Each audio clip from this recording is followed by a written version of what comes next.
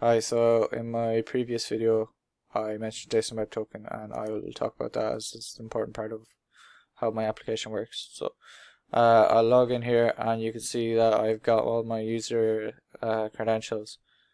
How am I doing this though? You pass an ID in your URL, but as you can see here I'm just going to user profile. How does it know what ID to look for? Same with managed dogs. These dogs are all gotten by through my user ID. All these dogs here are associated with the user ID currently logged in.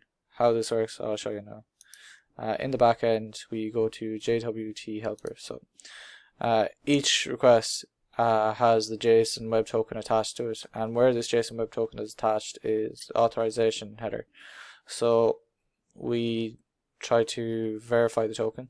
If there's no token provided, we send back a 403.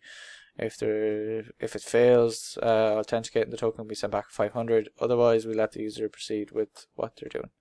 So go to dog controller. So here, how this table is generated is here. We use this method here, find dogs by user ID. So I'm checking if it's a valid ID first. So this is we're getting the ID here. This ID is from the JSON Web Token. That's how we're getting it. In each request, the ID is now attached through that JSON Web Token.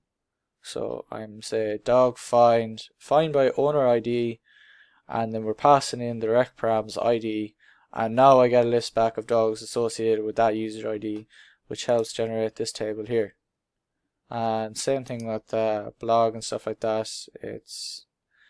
Those things are attached to it when you sign in and stuff. So that's how this all works.